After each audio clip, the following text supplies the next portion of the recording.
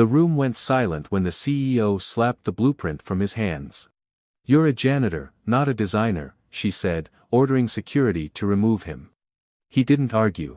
He only picked up his worn cap and looked once at the drawing she had just ruined. 5 minutes later, her own lead engineer rushed in, pale and shaking, holding the same design. "Ma'am," he whispered, "this solves the failure that could bankrupt us." The CEO froze. Outside the glass doors, the fired single dad was already walking toward the elevator, taking with him the one answer she now desperately needed. The fluorescent lights of Hartwell Architecture and Engineering hummed above the 14th floor boardroom, casting a clean white wash across the walnut conference table. It was 7:42 in the morning on a Tuesday in late October, and Pittsburgh was waking up beneath a low sky the color of pewter. Inside the glass-walled room, a single sheet of paper occupied everyone's attention. It was a 36 by 48 blueprint of the Riverbend Tower, the firm's largest project in a decade. The corners of the print were anchored under 4 small steel weights, the surface still faintly warm from the plotter, the smell of plotter ink still rising off the paper. Sloane Whitfield Hartwell stood at the head of the table in a charcoal sheath dress, her dark hair pulled into a low knot, her hands flat against the edge of the wood. 37 years old, 3 years into her tenure as chief executive of the firm her father had built, she wore her authority like something she'd had to weld onto her body, piece by piece, after watching her father walk slowly out of the corner office for the last time. Around her, 12 engineers and 2 partners listened as Donovan Price, the chief design officer, walked them through the final permit submission. "Foundation calculations are verified," Donovan was saying, his voice smooth, carrying the weight of 18 years at the firm. "Floors 7 through 9 load distributions are within tolerance. We're ready to submit by Friday." The man behind the rolling cleaning cart paused outside the glass doors. Beckett Halloran was 41, lean in the shoulders, dressed in the gray polo shirt of the third-party janitorial service that maintained the building's offices. The patch above his pocket read only Beck. He had been emptying recycling bins on the 14th floor for 11 months, and in that time, he had walked past hundreds of drawings. He never looked too closely at any of them. He had taught himself not to. But this morning, the blueprint on the table was angled toward the door, and his eyes had caught a number on it the way a fisherman's eye catches a flash of silver under dark water. He stood there for 90 seconds. The cart's wheel creaked once when he leaned against it. He thought of the building Riverbend Tower would become, 14 stories above the Allegheny, hundreds of people inside it, every day, for the next 80 years. He thought of the moment, 4 years ago, when he had walked away from this kind of work for good. Then he pushed open the glass door. Conversation stopped. Donovan turned, the polite smile of a man not yet annoyed already curling his mouth. Sloane looked up sharply, her gray eyes narrowing. Beck did not speak at first. He walked the 4 steps to the table, pulled a pencil from behind his ear, and set the tip down on a single cell of the load calculation table printed on the blueprint's title block. "This number's wrong," he said quietly. "The unit's in kip feet. It should be kip inches. You're off by a factor of 12 on the floor 7 moment capacity." For a single, suspended second, no one moved. Then Sloane's hand swept across the table, knocking the blueprint off the wood and onto the carpet. The paper crumpled at one corner. "You're a janitor," she said, her voice low and flat. "Not a designer. Security." Now. He didn't argue. He picked up his worn cap from the cart handle, looked once at the drawing she had just ruined, and walked out. Sloane was still standing when her cell phone began to vibrate against the table. The screen read D. Chen, lead structural. Daniel Chen had been her lead structural engineer for 2 years. He did not interrupt meetings. He did not rush. When she answered, the voice on the other end was so tight it sounded compressed. "Sloane. I'm coming up. Don't submit anything. Don't sign anything."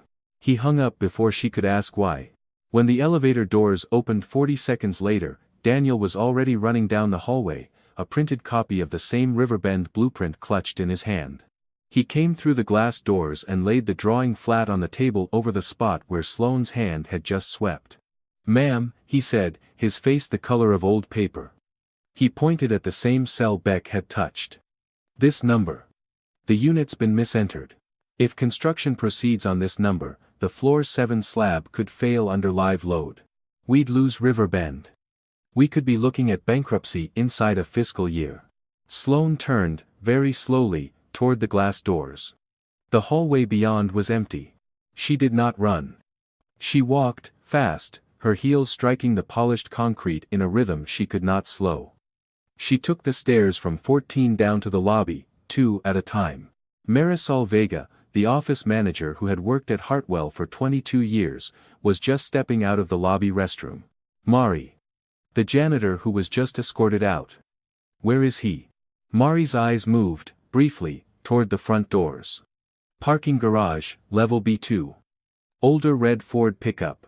Sloane was already moving. She found him at the second-to-last spot in the row, opening the driver's side door of a 2009 Ford Ranger. Mr. Halloran. The name came out wrong. Beck. I need you to come back upstairs. He didn't say anything. I need you to explain what you saw. You ordered security to remove me, Miss Hartwell, he said, evenly. I'm not going to walk back into that building because you've changed your mind in 5 minutes. She had not begged anyone for anything since she was 26. She did it now. Please. The single word landed in the cold air between them. He looked at her for a long moment. Then he reached into the inside pocket of his work jacket and pulled out a worn leather wallet. From it, he slid a small white card and held it out to her between 2 fingers. She took it. Stared at it. Beckett A. Halloran, P.E., S.E., Senior Structural Engineer, Skanska USA Civil. Pittsburgh office. The license number printed beneath his name was still active. The card was 4 years old. The corners were soft from a wallet, but the print was clean. My license is still current, he said. I just haven't used it. 3 of those buildings on the Pittsburgh skyline behind you, the ones over 40 stories.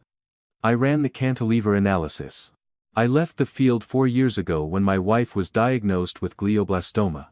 I took the night janitor job because the hours let me get my daughter to school in the morning and home before bed. Sloane could not speak. I'll come upstairs. Not because you asked nicely. Because there are going to be 600 people in that building someday, and one of them might be somebody's kid. He closed the truck door. They walked back toward the elevator together, not quite side by side. In the elevator, Sloane stared at the business card still in her hand, and Beck stared at the floor numbers climbing, and neither of them said another word until the doors opened on 14. By 9:15, the boardroom had emptied of everyone except Sloane, Daniel Chen, Donovan Price, and Beck. The crumpled blueprint had been smoothed flat against the table.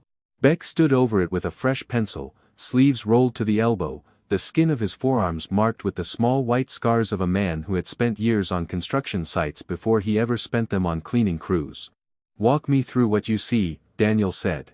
Beck didn't answer right away. He was already drawing. For the next 11 minutes he traced the load path of the Riverbend Tower from the foundation mat upward, level by level, marking 3 additional cells in red pencil. Each one carried a similar pattern, a unit conversion that, on its own, sat just inside the code minimum, but cumulatively pulled the structure's safety factor down toward the line. He spoke quietly, in the technical vocabulary of a man who had not lost the language. Effective length factors.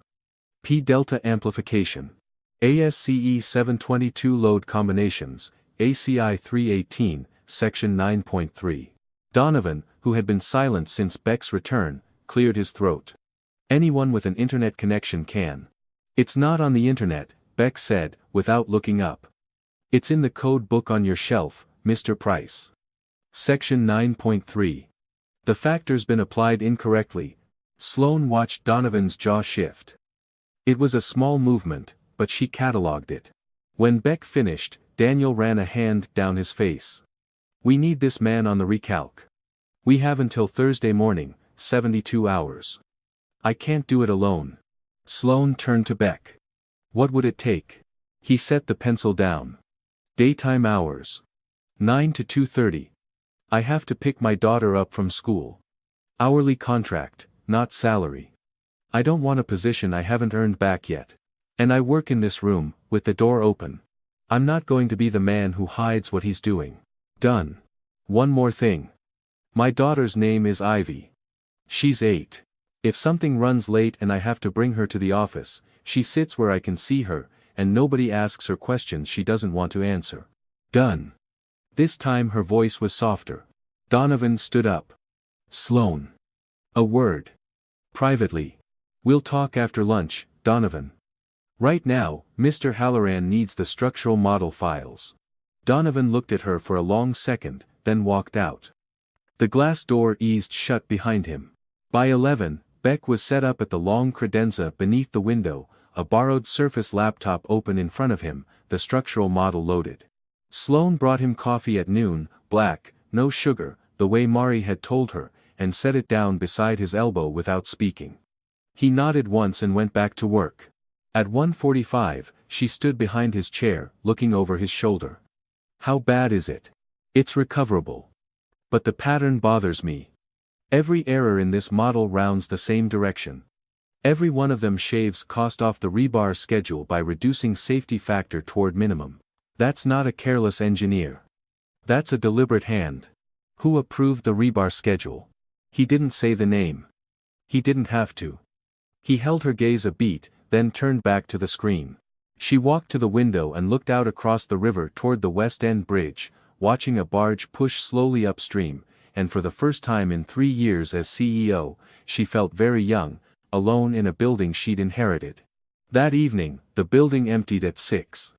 Sloan unlocked her office door at 6:15 and told the night security desk that the 14th floor boardroom would remain open until 10. By 7, only she and Beck remained on the floor. He was running new calculations on the 3rd floor diaphragm when she sat down across from him, 2 cups of coffee in her hands. She set one in front of him and kept the other. My father was diagnosed with Parkinson's 18 months ago, she said, without preamble. Stage 3 confirmation comes Friday. My mother passed 2 years before that, pancreatic. I am telling you this because I am about to ask you to trust me with your reputation, and you should know that I know what it's like to lose the person who made you make sense to yourself. Beck set the pencil down. He looked at her for a long moment. My wife had glioblastoma, he said. 3 years from diagnosis. She was 36 when it started. She was an architect. She designed the children's library in Squirrel Hill. She used to say that when a building is good, it's because somebody who loved it stayed up late with it. She used to draw on napkins at restaurants until they apologized and brought her clean ones. Sloane's hand tightened around the coffee cup. I was the lead structural at Skanska when they found it, he went on, his voice level. I tried to work through the first round of treatment. I wasn't any good to anybody. By the time she went into hospice, I had already missed most of Ivy's first year of school. I quit the field the week after the funeral. I didn't want to look at another building for a long time. The janitorial work. It was what I could carry. The hours were predictable. Nobody asked me how I was doing because nobody knew I had ever been anything else. And you didn't tell anyone here. Nobody asked. I wouldn't have asked either. I would have walked past you in the hallway for 5 years and never asked. That's not a flaw, Miss Hartwell. That's just how most people are most of the time. Sloan. He glanced up. My name is Sloan. If you're going to be in this room with me at 1 o'clock in the morning recalculating a tower, I'd like you to use it. He nodded, once. Sloan. It should have been a small thing. Both of them knew it wasn't.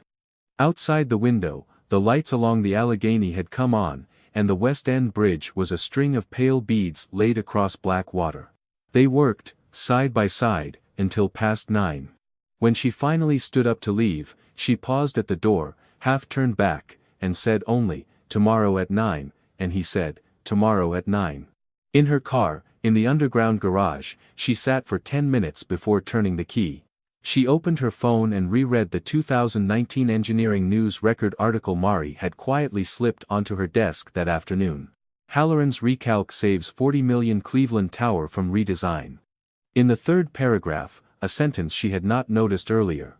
Halloran, whose wife Lila was recently diagnosed with terminal brain cancer, declined to comment on personal matters. She closed the phone and pressed her forehead against the cold leather of the steering wheel for a long minute before she drove home. Donovan Price did not waste Wednesday. By 10 in the morning he had taken coffee with two of the firm's 3 independent board members at the Duquesne Club, leaning across the table with the conspiratorial tone of a colleague worried about the firm. By noon he had drafted a memo titled Concerns Regarding Recent Hiring Practices and Project Continuity.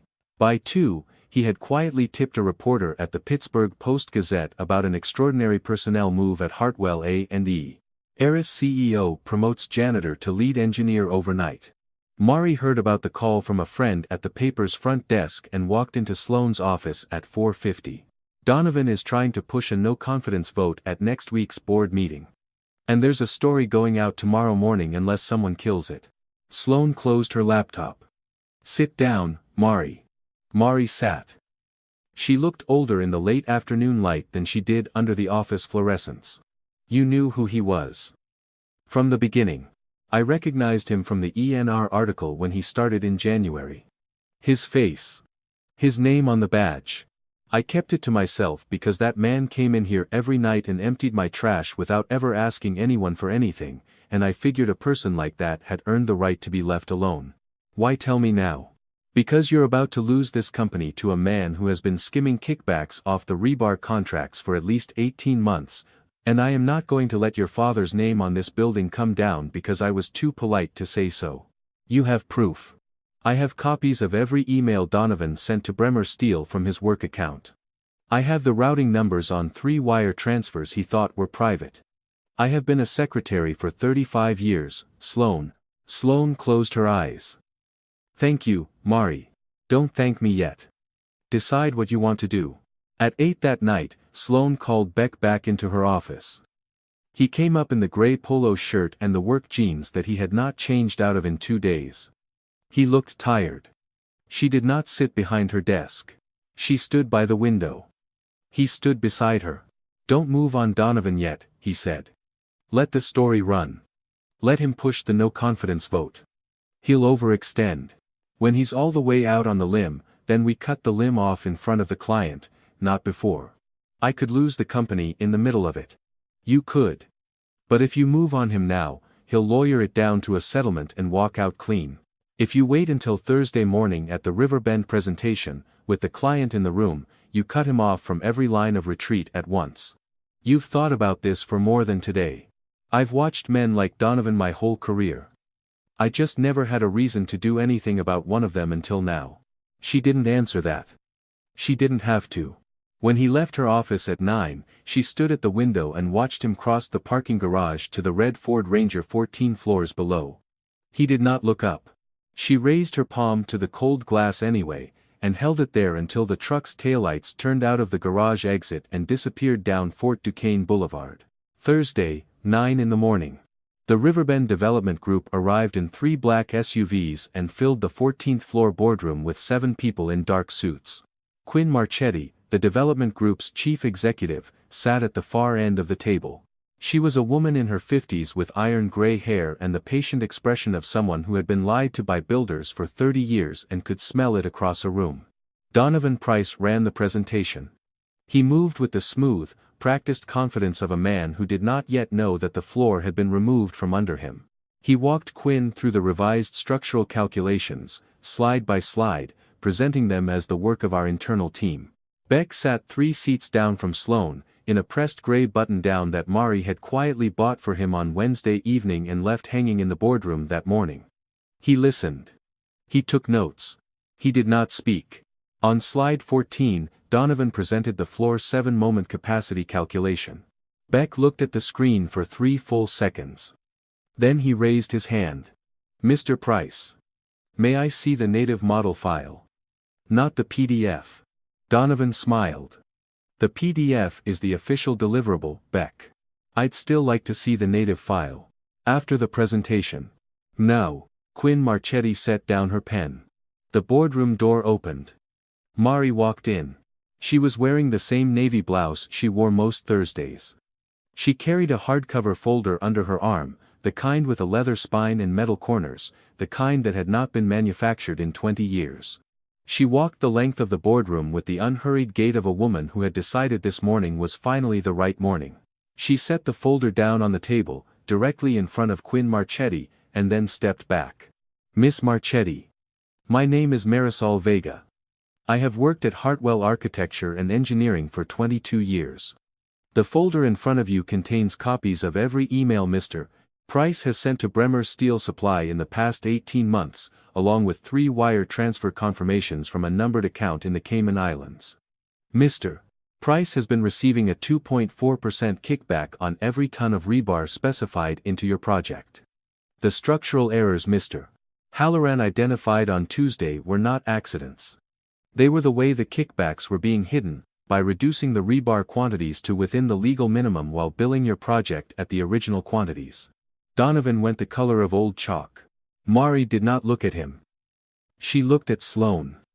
I worked for your father for 22 years. I did not stay this long to watch his name come down because of a man like that. Quinn opened the folder. She read for 90 seconds. She did not change expression. When she closed it, she looked across the table at Sloane. Miss Hartwell, my legal team will require an independent peer review of every structural calculation on this project, signed by a PE, not currently employed by Hartwell A&E, within 48 hours. Quinn stood up. As she passed Beck's chair, she paused. Mr. Halloran, I read the ENR article on the Cleveland Tower. It was good work. Then she was gone. Donovan was escorted from the building by 11:15. Beck looked across the table at Sloane. 48 hours. I need Ivy here. I'm not going home for 2 days. She's welcome here. I'll have Mari set up the small conference room with anything an 8-year-old needs. Beck almost smiled. It was the closest he had come. Ivy Halloran arrived at Hartwell A&E at 3:55 on Thursday afternoon, holding the hand of the after-school program coordinator, wearing a navy parka 2 sizes too large and a Hello Kitty backpack that contained 6 library books, a pencil case, an apple, and a folded drawing she would not show anyone yet. She was 8 years old, with her mother's brown hair and her father's careful eyes. Mari took her hand at the lobby desk and walked her up to 14. In the small conference room beside the boardroom, Mari had spread out a clean tablecloth, set up colored pencils, paper, and a small plate of apple slices and crackers. Beck looked up from the boardroom table when Ivy appeared in the glass doorway. For the first time in 72 hours, his shoulders dropped. Hey, Bug. Hi, Daddy. You okay if I work in there and you draw in here? You can come over whenever. Okay. Sloane, who had been standing at the window with a phone to her ear, ended her call and walked over. She crouched, slowly, so she was eye level with Ivy. Hi, Ivy. I'm Sloane. Your dad is helping us with something important. Is there anything you'd like that would make you feel comfortable here? Ivy considered this for a long moment. Do you have hot chocolate? I will, Sloane said. Give me 10 minutes. She walked herself down to the lobby cafe and bought 2 packets of cocoa, milk, and a ceramic mug. She made the hot chocolate herself in the office kitchenette and carried it back up. Ivy held the mug in both hands and looked up at her with the cautious gravity of a child evaluating a stranger. Thank you, Miss Sloane. You can just call me Sloane. Okay, Sloane. Beck, watching from the boardroom doorway, turned away before either of them could see his face. They worked through the night. By midnight, Ivy was asleep on the leather sofa in Sloane's office, wrapped in Sloane's camel cashmere coat because no one had thought to bring a blanket. Beck and Sloane sat across from each other at the boardroom table, 2 laptops, 1 shared blueprint, the structural model open on the wall monitor. They did not speak unless they had to. At 2:30 in the morning, Sloane fell asleep with her cheek on her forearm. Beck stood up quietly, walked to the coat rack, and lifted his old wool jacket from the hook. He laid it across her shoulders. He looked at her, once, in the lamplight, and then he sat back down across the table and kept working. She woke at 4:10 with the jacket still on her. She did not move it. At 5:40 Friday morning, William Okafor, P.E., S.E., the only friend Beck had kept from his old life, drove down from Cleveland and walked into the boardroom in a barn coat. He read Beck's calculations for 45 minutes without speaking. Then he signed the peer review on the last page with a black Pilot fountain pen and handed the document to Sloane. It's clean. It's the cleanest recalc I've reviewed in 5 years. You should pay him whatever he asks. Will left at 7:15. Quinn Marchetti's legal team received the signed peer review at 8:02. At 8:47, Quinn called personally. The contract continues. Tell Mr. Halloran I owe him a dinner. Beck was sitting in the small conference room, watching Ivy color a tower in pink and yellow stripes. Sloane stood in the doorway. We kept the project. Beck. I don't know how to thank you. He smiled, faintly, for the first time in 3 days. You already brought my daughter hot chocolate at 4 in the afternoon. You're ahead. 2 weeks passed. Donovan Price resigned for personal reasons the following Monday. By Wednesday, the FBI had opened a preliminary inquiry into the Bremer Steel arrangement.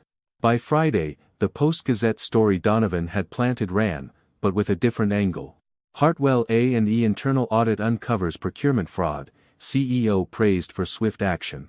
Mari, when she read it, snorted into her coffee and told Sloane that it was the first thing the Post-Gazette had gotten right in a decade. On a gray Monday afternoon in mid-November, Sloane called Beck into her office.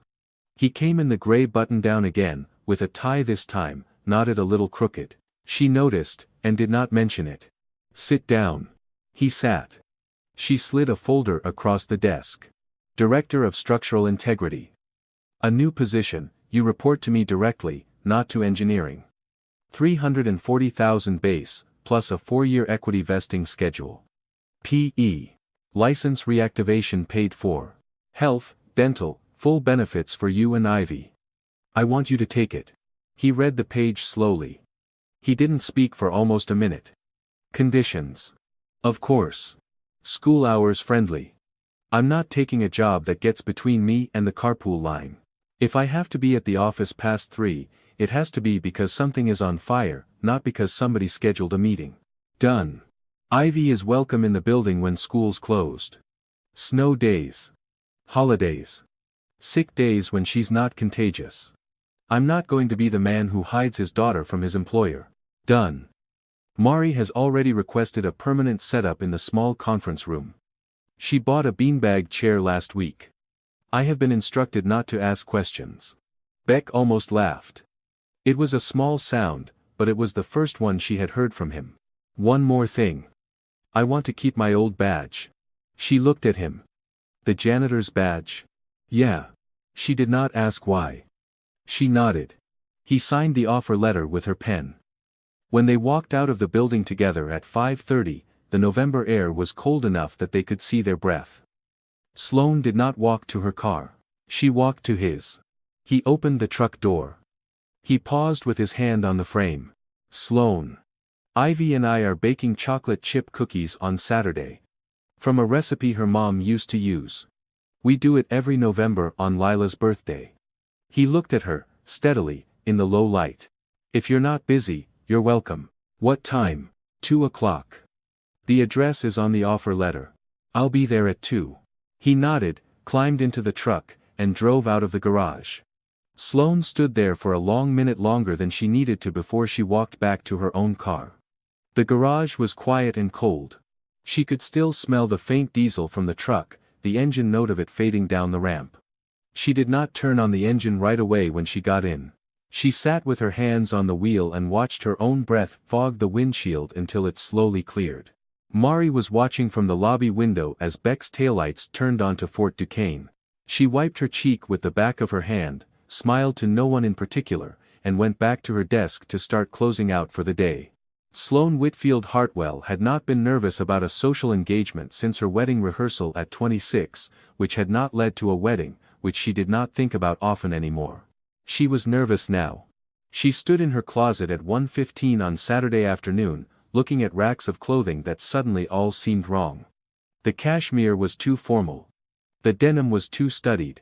Eventually, she pulled on simple dark jeans and a soft gray crewneck sweater, no jewelry except a thin gold chain that had been her mother's. She drove herself to Butler Street in Lawrenceville, holding a small terracotta pot of rosemary on the passenger seat. The rosemary was alive. And it had felt like the right thing for a kitchen. The duplex was the second floor of a narrow brick row house. She pressed Halloran. Ivy answered the buzzer. Sloane. She climbed the narrow stairs. Ivy stood in the doorway in a child-sized denim apron streaked with flour, Beaming, Beck appeared behind her, his own apron tied at the waist, sleeves rolled. The kitchen smelled of butter and brown sugar and vanilla, and Sloane's chest did something she had not given it permission to do. "You came. You invited me." Ivy pulled Sloane into the kitchen. The apartment was small, careful, lived in. Above the bookshelf, a framed photograph. A younger Beck and a woman with short brown hair laughing on a beach somewhere. Leela. Sloane looked at the photograph. She did not look away. "She's beautiful." Beck stilled for half a second. "She was. Tell me about her." He set the cookie tray down. "She designed the Squirrel Hill Children's Library. She was an architect. She used to say that a building was good when somebody who loved it stayed up late with it." His voice caught. "She would have liked you. She liked people who knew the difference between being right and being fair." Sloane did not answer. She put the rosemary on the counter, rolled up her sleeves, and let Ivy hand her a wooden spoon. She was, it turned out, terrible at folding chocolate chips into dough. Ivy laughed at her, the bright, unguarded laugh of a child who had decided this person was safe, and showed her how to do it properly, with her small floured hands guiding Sloane's. Beck watched from the stove, leaning against the counter with his arms crossed, and for the first time in 4 years, watching someone stand in his kitchen did not feel like a wound. After the cookies came out of the oven, Ivy took Sloane by the hand and led her into the living room. She climbed onto the sofa and produced a folded piece of paper. It was a child's drawing in colored pencil. 3 figures stood in front of a tower. The tallest had a yellow hard hat. The smallest stood between, holding both their hands. Above the tower, a small 4th figure floated in pale clouds, with a banner that read "Mommy. That's you, Sloane. I drew it last week." Sloane sat down on the sofa, very carefully, and held the drawing in both hands. She did not trust her voice. Beck stood in the kitchen doorway watching them. He did not say anything. He did not need to. 6 months later, on a clear afternoon in late April, the topping out ceremony for the Riverbend Tower was held on the rooftop of the building's 14th floor. A white-painted I-beam, the last beam of the structure, lay across 2 sawhorses. A Norway spruce had been wired to one end, in the old ironworker tradition, and an American flag to the other. Workers in hard hats and reflective vests lined the perimeter. The river below was the color of pewter under a high blue sky. Beck Halloran stood in a charcoal blazer with his hard hat tucked under his arm, his Hartwell A&E badge clipped to his lapel. Beside it, on a separate clip, the worn plastic janitor's badge from the third-party cleaning service. He had never thrown it away. Sloane had noticed, on his first day in the new job, and had said nothing about it then or since. Sloane stood beside him in a navy coat and flat shoes, hands in her pockets, the spring wind moving her hair. They did not stand close. They did not stand far. Quinn Marchetti walked over with a small wooden box. "Mr. Halloran. From me, personally." He opened it. Inside was a Pilot Custom 823 fountain pen in amber acrylic, the same model his father-in-law had used to sign the first set of drawings Leela had ever produced. Quinn could not have known. The coincidence struck him in the sternum. "Thank you, Miss Marchetti." "Sign the beam." He uncapped the pen. He found a clean section near the spruce and wrote in his careful engineer's hand. "B. Halloran, S.E., for Lila." Then he turned and held the pen out to a small figure waiting at the edge of the rooftop in a yellow spring jacket.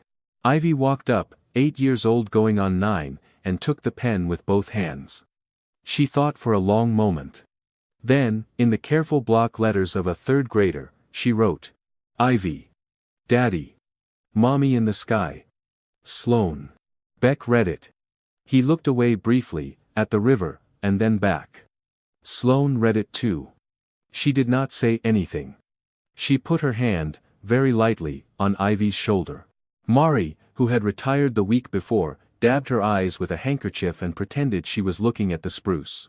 Later, Beck and Sloane stood at the railing on the southwest corner of the roof. "My father wants to meet you," Sloane said. "Next Tuesday. He read your ENR article 3 times. I'll wear a clean shirt." She smiled. It was the 3rd time he had seen her smile in 7 months. He let his hand rest on the railing. After a moment, she let hers rest beside it, not quite touching.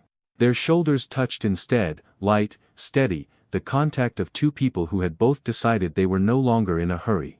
Below them, Ivy was running between Mari and Will, pointing at the beam where her name had been written, her yellow jacket flickering in the shadow of the spruce. The wind lifted the corner of the American flag. He did not say anything. He did not have to. The sun moved another inch down the sky, and the three of them stayed on the roof until the shadow of the tower stretched all the way to the river.